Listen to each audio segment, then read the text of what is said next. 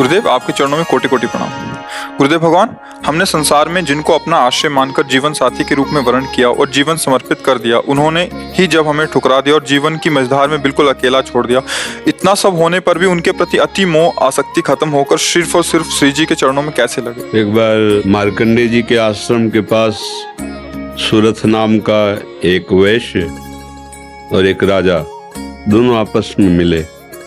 तो राजा से पूछा, आप जंगल में यहाँ कैसे? वह मेरा राज्य छिन गया है, पर मैं वही राज सिंहासन, वही राजमहल, वही रानियां, ये हमारा चिंतन नहीं जा रहा है। मुझे राज्य मिले इस बात के लिए तो मैं दुखी नहीं, पर मैं अपने परिवार को नहीं छोड़ सकता। और रोने लगा।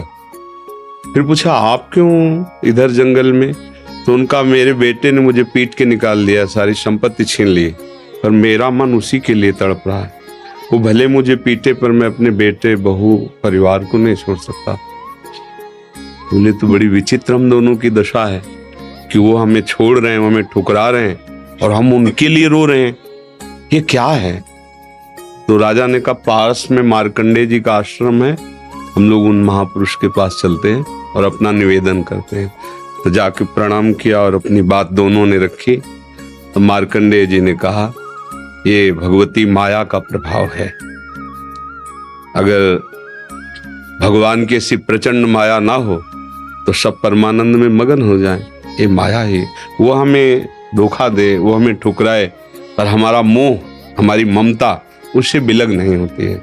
अब उससे हटने का एक ही उपाय है, साधन को हरिभजन है, कै सत्संग सहाय। अगर हम सत्संग सुने तो सुनते सुनते बुद्धि पवित्र हो जाती है और फिर निश्चय होने लगता है। आप जिनके लिए रो रहे हैं, जिनकी बुद्धि पावन हुई, उन्होंने तिरस्कार पूर्वक छोड़ दिया। रत्नावती जी, भक्तमाल में चरित्र है, पढ़ लीजिए। रत्नावती जी पूरे रानी के जैसे सुख होते हैं वैसे ही रानी थी, वैसे ही सुख में मगन थी। कोई हरि भक्ति, कोई भजन, कुछ नहीं। और राजा भी अत्यंत प्यार करते थे।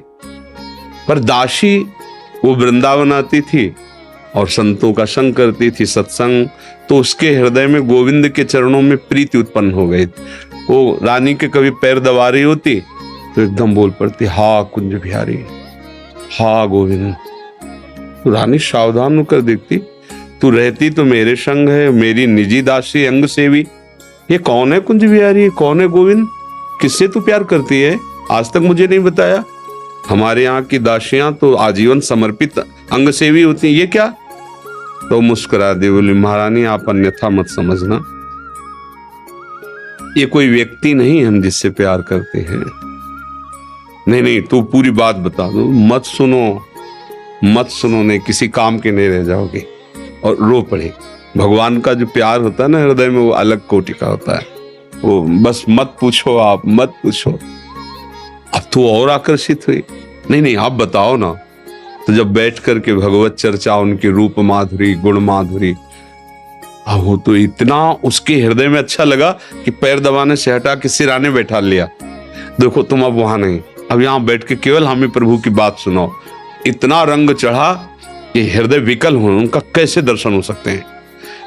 गोविंद के कैसे दर्शन हो सकते हैं? बिहारी जी के कैसे दर्शन हो? तो उनका, महारानी जी एक उपाय है, यदि प्रगट में संतों का संग किया जाए तो निश्चित संत सभा में गोविंद छुपे रहते हैं, वो जरूर कृपा करेंगे। तो रानियों कहीं जा तो सकती नहीं, तुम ऐसा करो, बगल में एक भवन तैयार करवाओ संत सेवा के लिए, और संतों को बुलाओ, और हम स्वयं बनाएंगे, संतों को पवाएंगे, उनके श्रीमुख से भगवत चर्चा सुनेंगे। उस समय दिल्ली में बादशाह के समीप विराजमान थे माधो सिंह, उनके पति का नाम था। अब रानी का हुक्म, महल के निर्माण हुआ, पास में संतों, और खिड़की से वो दर्शन करती, फिर सुंदर भोग पधराती, जाके सब संतों को पवाती। ये जब सूचना पहुंची राजा के बाद, बिना हमारे आदेश के संत निवास बन जाना, संतों के बीच में, रानी को ऐसे कोई सहज थोड़ी देख सकता, जाना सब। तो हुक्म कर दिया, बिल्कुल नहीं, संतों के समीप जाना बंद, ये सब बिल्कुल, क्योंकि एक राज मर्यादा होती है ना। और कुछ कठोर शब्द कहे। तुरंत नाई को बुलाया, अपना मुंडन कराया और संतों के बीच में बैठ गए। बोले आज से राजअन्न का त्याग। अगर मैं कहीं रानी हूं, कहीं भी किसी भी अंग में, मैं उसे रानी नहीं रहने दूंगी जो मुझे संत और गोविंद से दूर कर दे। कदाप ये जब सूचना पहुंची को तो मुड़ मुड़ा के बैठ गई। सोचा ये तो मतलब भारी के भारी अपमान, इससे ज्यादा क्या हो सकता है। अगर मैं मारता हूं तो प्रजा विरोध में हो जाएगी, इसलिए इसको मारना तो है। बोले एक जंगली सिंह लाओ और छोड़ दो, तो संतों को, रानी को, सबको मार डालेगा। ऐसा ही किया गया। सैनिकों ने जैसे चारा रख के, बकरा आदि रख करके पिंजड़े में सिंह को बंद करके लाए और दरवाजे पे को, वही दासी जो उनकी गुरु थी, वो आरती की सामान दे रही थी और पूजन की थाल लेकर वो ठाकुर जी का श्रृंगार कर, दासी ने कहा महारानी सिंह, जो ही पिंजरा से खोला गया तो ऐसे मुड़ी, उनका सिंह नहीं नरसिंह, भगवान पधारे थाल लेके। सिंह ऐसे जैसे कोई गाय ना, सीधी गाय हो, ऐसे तिलक लगाया, आरती की, प्रणाम किया। ऐसे सब देखते रह गए। फिर लौटा सिंह को मारी छलांग, तो जो ऊपर बालकनियों में खड़े देख रहे थे ना मानसिंह के आदमी, फाड़ के फेंक दिया और गुर्राता हुआ भाग गया। अगर हम अपनी भक्ति के रंग में आ जाए तो फिर हमारा ये माया मोह संसार नष्ट हो सकता है। अन्यथा हमारे शब्द तो जरूर अच्छे नहीं लगेंगे, पर सही पूछो तो कृपा है जो असलियत का पता चल रहा है। यहाँ कोई किसी से प्यार नहीं करता। अपने सुख स्वार्थ की जब तक पूर्ति लगती है, हमारा मन जब तक राजी है, तब तक हमें आपको प्यारे कहते हैं, अपना प्यारा बना लेते हैं। और जब हमारा मन कहीं और राजी हो गया तो आपकी तरफ देखते नहीं। संसार का ये स्वरूप, पर मेरे प्रभु का ऐसा स्वरूप नहीं है। सबरी मैया कोई ऐसा थोड़े बहुत रूप ऊंचे कुल की, ऐसा नहीं था। सबर जंगली जातियों में आती है उनमें, लेकिन भगवान की भक्ति से बड़े बड़े ब्रह्म ऋषियों के आश्रम में भगवान नहीं गए, सबरी माता के। भगवान ये सब संसार यही सब देखता है, तुम्हारा रूप, तुम्हारा गुण, तुम उसके काम लायक हो कि नहीं हो। अगर स्वार्थ की पूर्ति लायक नहीं हो तो कोई भी हो, हट जाओ या वो मार डालेगा। संसार का स्वरूप है, कोई न कोई नाटक करके तुम्हें नष्ट कर देगा संसार। लेकिन हमारे भगवान कैसे भी नीच, पतित, अवगुणी, कुरूप, बिल्कुल मूर्ख कैसा भी हो, भगवान उसे अपनी गोद में ले लेते हैं। तो एक ही उपाय है, भगवान के चरणों का आश्रय लेना, वही परम पति हैं। देखो मीरा जी ठसक से कहती, मेरे तो गिरधर गोपाल दूसरा न कोई। और ये कभी धोखेबाज नहीं है, कभी धोखा नहीं। हम सही कहते हैं। अगर हमें जैसे बचपन से लगे रहे ना, हमें बात समझ में नहीं आती ना, तो हम ये जरूर माइक से कहते हैं कि भाई देखो, भक्ति करना ठीक है, पुण्य है, मंगल है, लेकिन हम अपनी छाती की बात कहते हैं। अभी तक कमी हमारी और कृपा उनकी डुबो रही है। बस अगर कहीं कमी है तो हमारी कमी है, उनकी तरफ से कृपा ही कृपा, दुलार ही दुलार है। ये सच्ची मान लो। अगर कोई प्यार करने वाला है तो प्रभु है। आप कहोगे दिखाई नहीं देते हैं, आपने अपने को देखा है क्या? अगर प्रभु से देखने पर ही प्यार करते हो तो आप अपने से प्यार करते हो ना।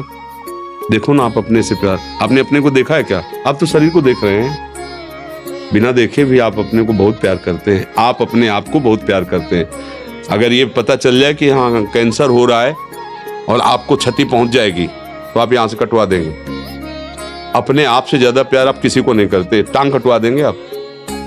अगर ऐसा लग जाए कि अपने को बहुत अशांति, जीना मुश्किल है, आप क्या करेंगे, कैसे मुंह दिखाएंगे, तो आप जहर खा लेंगे, फांसी पे चढ़ जाएंगे।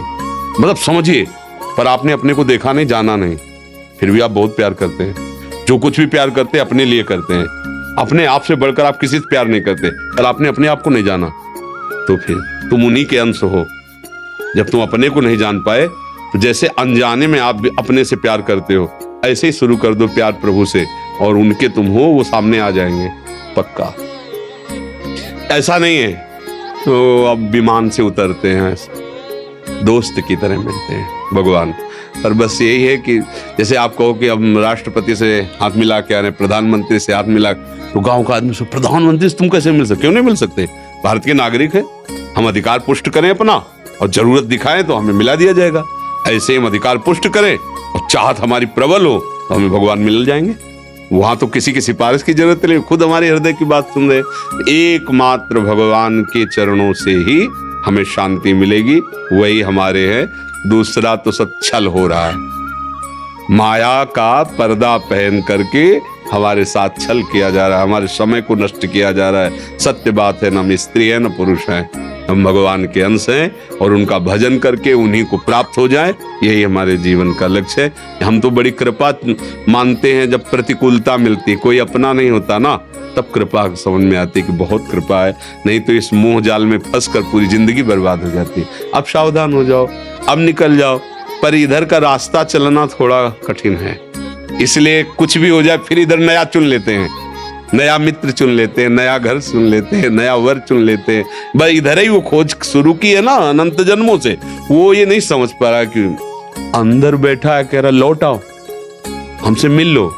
पर हम लोग बाहरी खोज कर रहे हैं और वो अंदर ही बैठा है, घर के अंदर प्रीतम बैठा हमारा इंतजार कर रहा है, हम दरवाजे के बाहर भटक रहे हैं, उसको खोज उसी को रहे हैं। जो सुख है, जो शांति है, जो आनंद है, वो प्रभु ही हैं, उन्हीं के लिए हम खोज रहे हैं। पर उनको ना मानकर, ना जानकर अन्य रूप अन्य भावों में, इसीलिए हमें शांति नहीं मिल रही। मुझे लगता है नाम जप करो, सत्संग सुनो और प्रभु को अपना मानो, फिर वो जैसे जीवन निर्वाह करवाएं उनके ऊपर छोड़ दो। वो चाहेंगे पति रूप में मिल जाएंगे, मित्र रूप में मिल जाएंगे, वो जो चाहे जैसे चाहे, पर अपना जीवन का भार उनको दे दे। ये संसार कपटी और छलिया है, यहाँ कपट और छल ही मिलता है। प्रेम तो कोई भगवत कृपा पात्र जनों को ही समझ में आता है, ये तो कहाँ प्रेम।